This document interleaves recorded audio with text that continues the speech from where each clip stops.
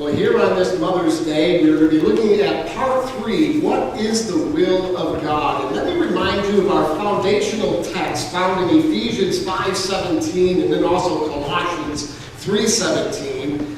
Ephesians 5:17 says, don't act thoughtlessly, and again we look at the word actually rendering foolishly, but understand what the Lord wants you to do.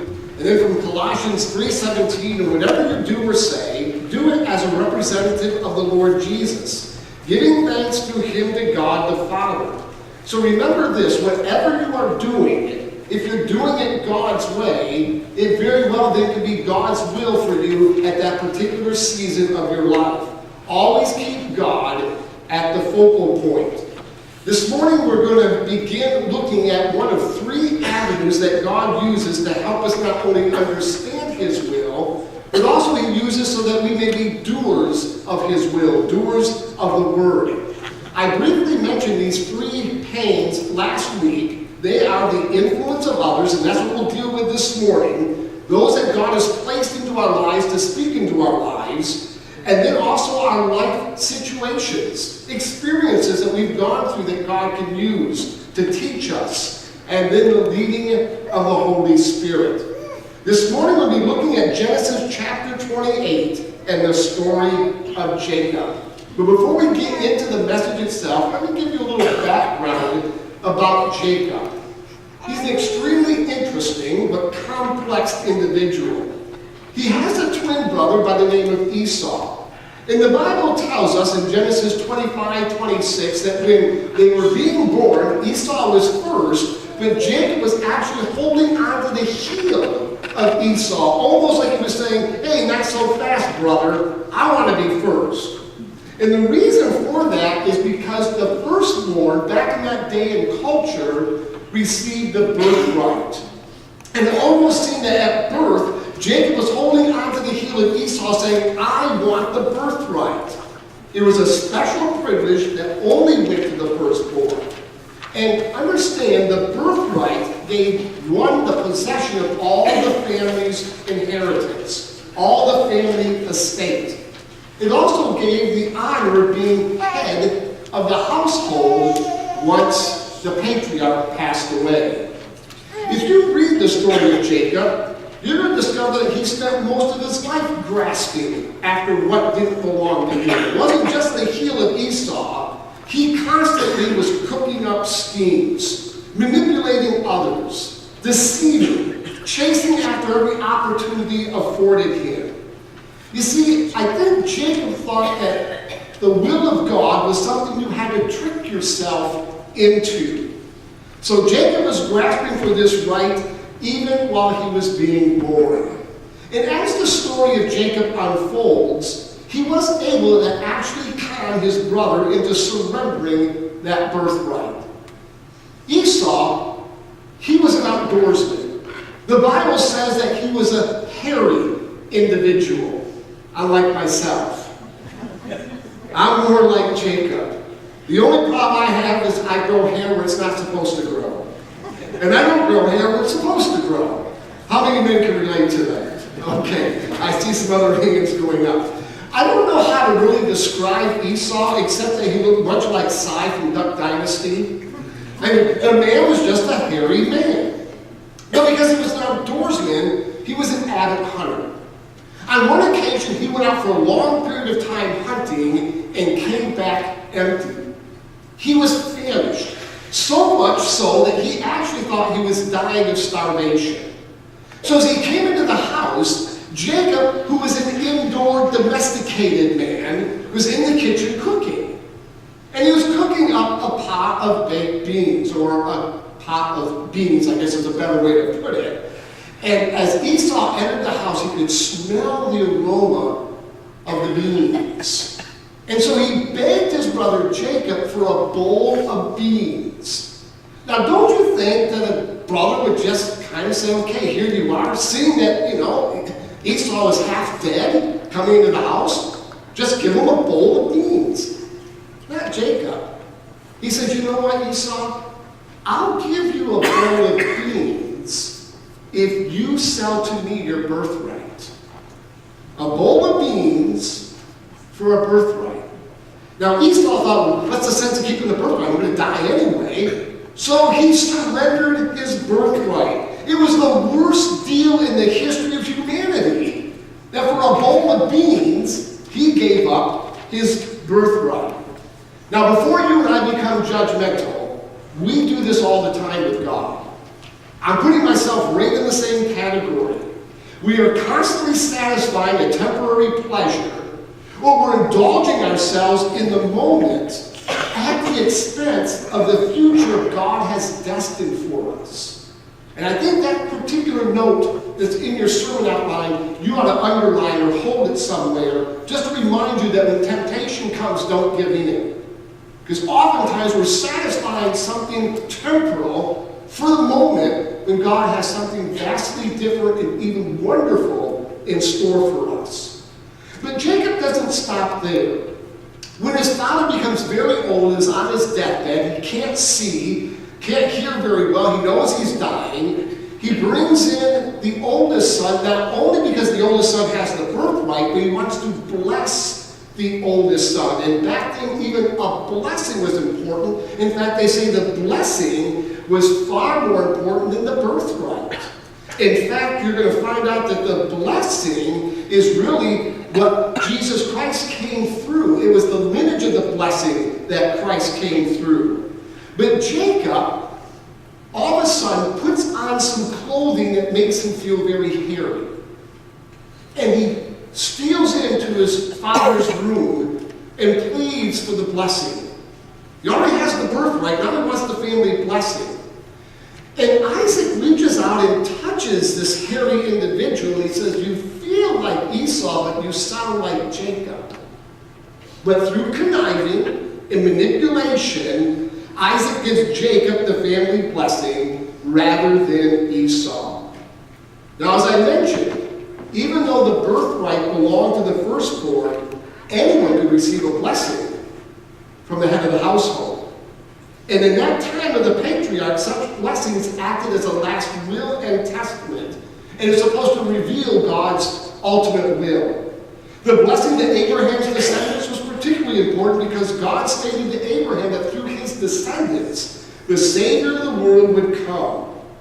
And the blessing followed the path of those who were Jesus' ancestors. Jesus was the ancestor of Judah, who had received Jacob's blessing, and you discover that in Hebrews chapter 7, verse 14. So now Esau's on a warpath. Jacob stole his birthright, and now conned his father out of the family blessing. And so Jacob is now in trouble. Esau vows that he is going to destroy his brother. And anyone who knew anything about Esau knew that Esau was going to keep his word. Jacob now is on the 10 most wanted list. Well, actually, he's probably the top of the 10 most wanted list. So with all that background in mind, let's take a look at how God's will can be revealed through the influence of others. Let's begin by looking at Genesis chapter 28, verses 1 and 2. So Isaac called for Jacob, blessed him, and said, you must not marry any of these Canaanite women. And let me just pause there, because sometimes people feel that the Bible's racist. The reason for this was because it wasn't the Canaanite women that Israel was concerned about, or that Isaac was concerned about. It was the fact that if you marry into these particular cultures, you may begin worshiping their gods, rather than worship the true living God. So what this was just setting up an area of protection for Jacob, not to marry outside of his race so that he would continue to worship the one true living God. And we know Israel constantly fell into this area of worshiping false gods. But you must not marry any of these Canaanite women. Instead, go at once to Padan-aram, to the house of your grandfather Bethuel, and marry one of your uncle Laban's daughters. Did I just read that right? To the house of your grandfather Bethuel, and marry one of your uncle Laban's daughters. Wow. For a moment there, I thought the Bible was set in Arkansas. For those from Arkansas, I do apologize. For those that may be watching this later on the website, I do apologize. When I was working in Arkansas, I worked for a shuttle service in Northwest Arkansas, and it was a very fantastic uptown area. People from all over the world had moved to this area because it was the home base for Walmart. But there's other parts of the state, as in any state, where I'm sure you could say they were a little bit backwards. And so when I had passengers, now the right was, as a driver, you never talk to your passengers. You just grab their luggage, put it in the vehicle, you escort them to the vehicle, you're very polite, but then you take them to where they have to go, no conversation.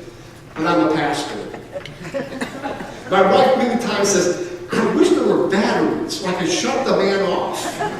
So I always strike up conversations, and sometimes the conversation came about, hey, this is Arkansas, and we've heard a lot of stories about Arkansas, and I said, well, let me tell you, if a husband and wife decide to get a divorce, and they go to a judge to get a divorce, the judge will grant them the divorce. They are no longer husband and wives, but they're still cousins. They can't do anything about that. So, anyway, moving on with the story. How is God going to do anything with Jacob? Did you notice how Genesis 28 began? It did not say God told Jacob to leave home. It did not say, and God told Jacob to get married. No, it says Isaac instructed his son. In other words, he was the one whom God used to impart wisdom to Jacob. You know, the word influence means to affect or alter by indirect or intangible means. Criminologists have said no person enters and exits a room without leaving something of themselves behind. A fingerprint, a footprint, a strand of hair, a thread of clothing, or some other evidence. So indeed, there's power and influence. Let me pose this question. When you enter a room, what's the influence you leave as you exit? What do people say after you walk out of the room?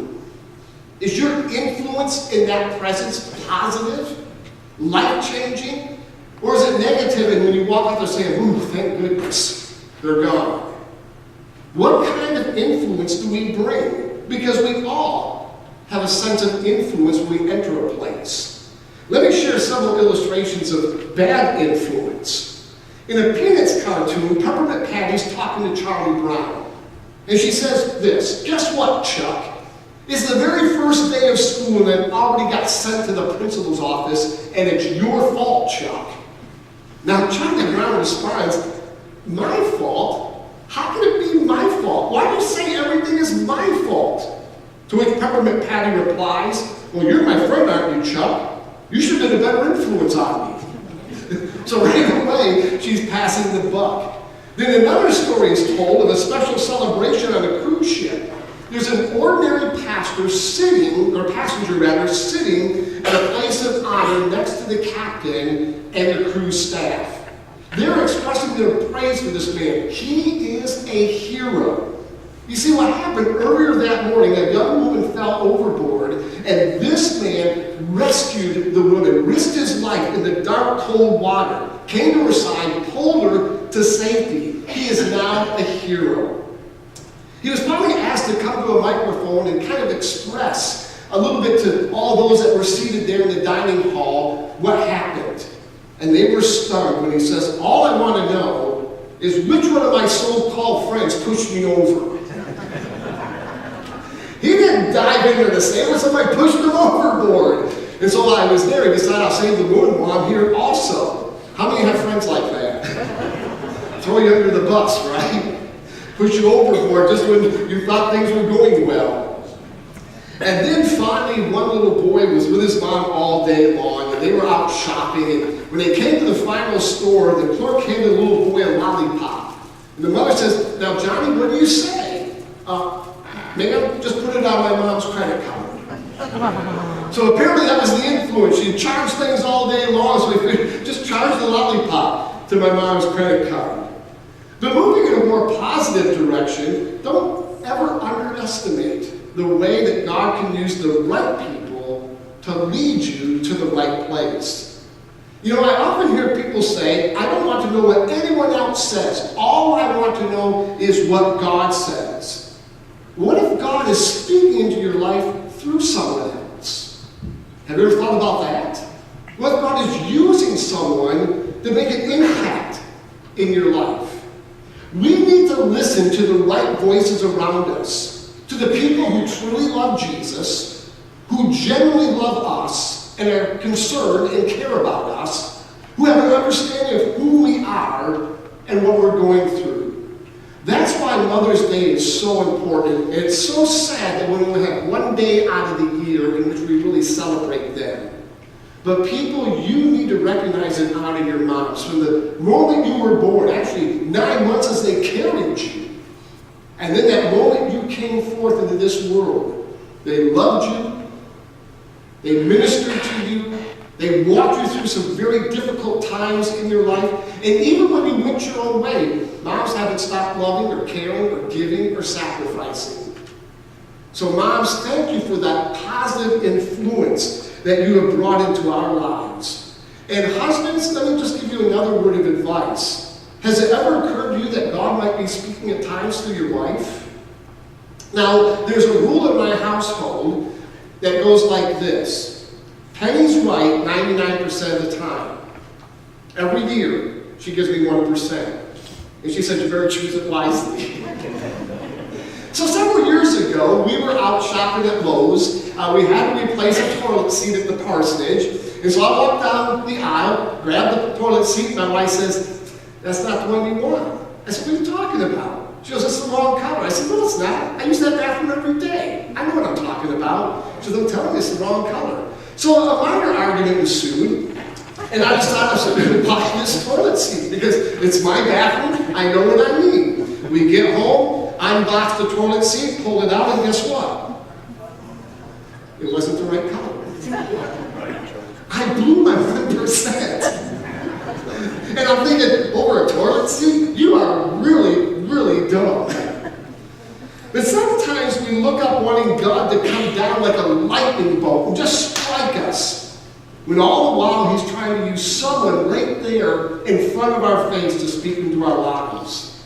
So I would say, surround yourself with the right people to whom God can use to influence you in a spiritual, positive way. Going back to working at the shuttle service, let me just explain my day in Arkansas when I was pastoring there. I usually got to the church about 8:30 in the morning, worked until about 2 in the afternoon, met my wife for lunch because she worked for the school system, and then at 3 o'clock I'd work for the airport, the shuttle service at the airport. Now I worked until the last plane came in, which usually was midnight unless there were delays, which it could be later. If there were a passenger on that last plane, I usually was the only taxi service still available, and I'd take that passenger wherever he or she had to go. So oftentimes I wouldn't get home until about 1, 2 in the morning and then start my day over again. However, if the passenger had to go a distance, there were times I never got back home until 5 in the morning. In fact, one time I got home, I was sitting on the bed, undressing to get into bed. Penny got up because she had to get ready for school, and she looked, she says, what are you getting up so early for? I said, I'm not getting up. I'm going to bed. I just got home. So that was my kind of daily routine as I worked there. But this one night, I got a call. It was midnight. And they asked me to come into the terminal to pick up a passenger to take her to a motel. When I got her into the taxi and began my direction to the motel, which was only about a half hour away, she was in tears. She was just crying. I said, what's wrong? She goes, I don't know where I'm at. You flew here, didn't you? This is Arkansas. She goes, oh, I know it's Arkansas, but I don't know how I got here. I don't really want to, degrade your intelligence, but you were just on a plane that landed here. I didn't say it. This was just going through my mind.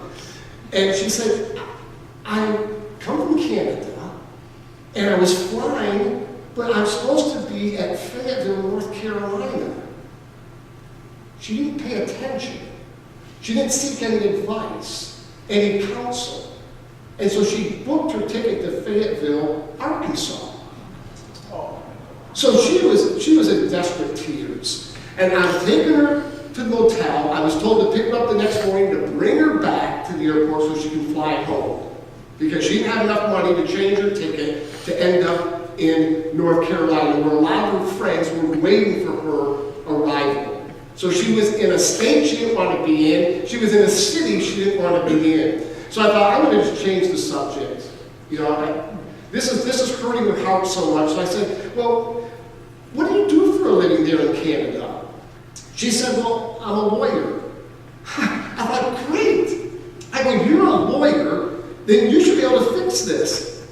Crocodile tears started pouring. I'm not that good of a lawyer. I'm like, just shut up, Lauren. Do what you're supposed to do. Just take the passenger to her motel and leave it alone. And so the next morning I picked her up and brought her back to the airport where she could fly home. I think you and I could avoid so much wasted flight time if we just seek godly counsel. God has placed into our lives moms and dads, relatives, teachers, pastors, mentors, and friends. But we stop long enough to ask for their guidance and wisdom. So often we try to figure everything out ourselves, only to wind up at the wrong airport. Then we cry out, where are you, God? Why you abandon me? And the truth is, God was saying, I was trying to speak into your life so many times, on so many occasions, through other people, but you would not listen. As I was growing up, and many of you know my background, and I had a very dysfunctional, I should say violent, home life. But when I was about 10 years old, we still went to church. When I say we, the kids, not my mom or stepfather. But we went to church, and on one particular Sunday, as we went to church, there was a group of young boys that actually took over the entire service. I was amazed. These young boys shared sermons, little sermonettes they called them. They sang, they played musical instruments, they did gospel illustrations. The whole service was dedicated to what these boys were doing. And the director explained that he was the camp director of a Christian camp entitled the Boys Gym Club, J-I-M, Jesus is Mine, and that he trains these boys to love God with all their hearts, to be good examples in the home and in their community. After the service was over, he came up to me and said, son, young person, what's your name? And so I told him, after we exchanged information, he said, I'd like you to come to my camp. And right there on the spot, I said, I would love to come, but I can't. He said, why not? I said, I could never afford that. My parents would never be able to afford that. He said, you don't understand. My camp is free of charge. If I handpick a boy, I pay all their expenses. If you want to come to my camp, I'll talk to your mom and your stepfather and let them know that it's all covered. Well, lo and behold, the camp is only 17 miles from where I lived. Kids from all over the United States come to that camp. Some from other parts of the country come to that camp. He paid their airfare, he pays all their expense. They're for a 2-week stay. But because I was 17 miles away, he kept me all summer. Jimmy Davis became my dad when I was 10 years old. He took me under his wings. He discipled me. He mentored me. Every time there was a weekend that he was going on a crusade, he'd stop by my house and say, Lord Gideon, I'm taking you with me. He pulled me out of my home life as often as he could. And until I was 22 years of age, I spent all summer at the Boys Gym Club of America, learning how to sermonize. I stayed away from the music. Learning how to do gospel illustrations. The man poured himself into me and became a dad to me because he knew I had none. You see how God used another individual? But here's the real blessing. It was at that camp, at a campfire that I already talked to you about, that God called me to be a minister. It was at that environment. And when Al Hart and I went down to visit this church that we took pictures of, that we want to kind of emulate their Family Life Center, I said, Al, you got a few moments? We drove to the campground. Of course, nobody's there yet, but we drove all through the camp. I said, this is where I spent a good portion of my life, from 10 until 22. This was my home. And we just kind of absorbed the beauty of the surrounding. Well, if God can bring the right people into our lives, don't underestimate how the enemy can bring the wrong voices into our life as well. The enemy wants to take God's will and have us end up in Fayetteville, Arkansas, rather than Fayetteville, North Carolina. So you must be very careful about whom you allow to influence, or voices that you allow to influence your life. I'm going to ask the praise team if they come back to the platform right now. Because next Sunday, we're going to be looking at life situations. And to whet your appetite, let me share this. Jacob had a death threat on him. In other words, Esau was after him. Esau was about to destroy him. But you know that God actually had other plans. Plans literally to bless Jacob. So God speaks in Genesis 28 about expanding Jacob's influence. We'll talk about that next week. But all Jacob could focus on at this point was that Esau wanted to exterminate him. Esau wanted to do him in. So next Sunday, the message is going to be, what is the will of God, part 4, but the subtitle is A Night at the Hard Rock Motel. So you need to come out and understand, what is this Night at the Hard Rock Motel all about? In your problem, God could very well be leading you towards your purpose, if you allow him to speak into your life. Let's stand together as we close in song. Always the altar is available.